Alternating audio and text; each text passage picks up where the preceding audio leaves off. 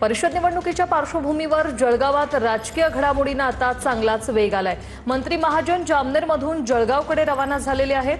बंडखोरी शमवण्यासाठी मंत्री महाजन हे जळगावात पोहोचतायत। जळगावात शिवसेनेत दोघांनी तर राष्ट्रवादीच्या तिघांनी अर्ज भरलेले आहेत।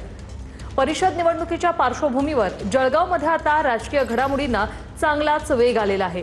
मंत्री गिरीश महाजन हे जामनेरमधून आता जळगावसाठी रवाना झालेले आहेत। जी बंडखोरी झालेली आहे ती शमवण्यासाठी मंत्री महाजन यांना यश येतं का हे पाहणं महत्त्वाचं असणार आहे। जळगावमध्ये शिवसेनेत दोघांनी तर राष्ट्रवादीच्या तिघांनी अर्ज भरलेले आहेत आणि ही बंडखोरी थांबवण्यात आता महाजन काय करतात हे पाहणं महत्त्वाचं असणार आहे। सध्या ते जामनेरमधून जळगावसाठी रवाना झालेत। मंत्री गिरीश महाजन यांनी मध्यस्थी करून आता ही बंडखोरी शमणार का याकडे आता सगळ्यांचं लक्ष असणार आहे। आज अर्ज मागे घेण्याचा शेवटचा दिवस आहे। 3 वाजेपर्यंत वेळ आहे आणि त्याआधी मंत्री महाजन जामनेरमधून आता जळगावकडे रवाना झालेत। बंडखोरी शमवण्यासाठी मंत्री महाजन हे जळगावात पोहोचतायत। दुपारी 3 वाजेपर्यंत वेळ आहे। 4 तास अवघे उरलेले आहे आणि त्यात बंडोबांचं हे बंड जे आहे ते गिरीश महाजन शमवणार का याकडे आता लक्ष असणार आहे। जामनेरमधून सध्या ते जळगावकडे रवाना होतानाची ही दृश्य आपण पाहतोय। जळगावात शिवसेनेत दोघांनी तर राष्ट्रवादीच्या तिघांनी अर्ज भरलेले आहेत। सर्वांशी चर्चा करून आता बंडखोरांचे अर्ज मागे घेण्यात त्यांना यश मिळणार का हे पाहणं महत्त्वाचं आहे। किशोर पाटील आमचे प्रतिनिधी आपल्यासोबत फोन लाईनवरून जोडलेले आहेत। किशोर, आपण पाहतोय बंडखोरी शमवण्यासाठी आता मंत्री महाजन जळगावात पोहोचतायत, काय सांगाल?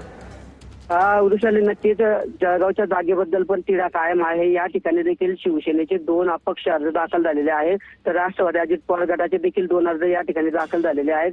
तर दुसरीकडे नाशिकमध्ये देखील अद्यापपर्यंत गीते बंधूंची या ठिकाणी माघार झालेली नाही। असं वाटत होतं गिरीश महाजन त्या ठिकाणी नाशिकमध्ये जाऊन तोडगा काढतील, मात्र जळगावच्या बंडखोरीचं देखील टेन्शन असल्यामुळे या ठिकाणी मंत्री गिरीश महाजन तातडीने रात्री जळगावला दाखल झाले आणि आता जळगावला त्या ठिकाणी हे बंडखोरांची जी आहे समजूत काढण्यासाठी मंत्री गिरीश महाजन त्याच्या जामनेरहून जळगावकडे रवाना झालेले आहेत। आता नाशिकच्या जागेबद्दलचा तिढा कायम असताना या ठिकाणी आता शिवसेनेच्या बंडखोरीचं आणि राष्ट्रवादी अजित पवार गटाच्या बंडखोरीचं देखील आव्हान आता या ठिकाणी भाजपच्या उमेदवारासमोर आहे आणि याचा मोठा फटका जो आहे महायुतीच्या भाजपच्या उमेदवाराला बसू शकतो। त्यामुळे आता जळगावमध्ये देखील राजकीय घडामोडींना वेग आलेला आहे। आपण आता गिरीश महाजन यांचा या ठिकाणी पाठलाग करत असताना आता जळगावमध्ये ते दाखल झालेले आहेत आणि जळगावच्या रेमंड सभागृहामध्ये त्या ठिकाणी रेमंडच्या शॉपमध्ये त्या ठिकाणी ते कार्यकर्त्यांची गोपनीय बैठक घेण्याची शक्यता या ठिकाणी व्यक्त केली जाते आहे। नक्कीच, धन्यवाद किशोर तुम्ही दिलेल्या या माहितीसाठी। जळगाव विधान परिषदेबाबत राजकीय घडामोडींना आता चांगलाच वेग आलेला आपण पाहतोय। बंडखोरी शमवण्यासाठी मंत्री महाजन हे जळगावात सध्या दाखल झालेले आहेत। सध्या आता ते कार्यकर्त्यांसोबत एक बैठक घेणार आहेत। शिवसेनेत 2 अपक्ष उमेदवारी अर्ज दाखल झालेले आहेत।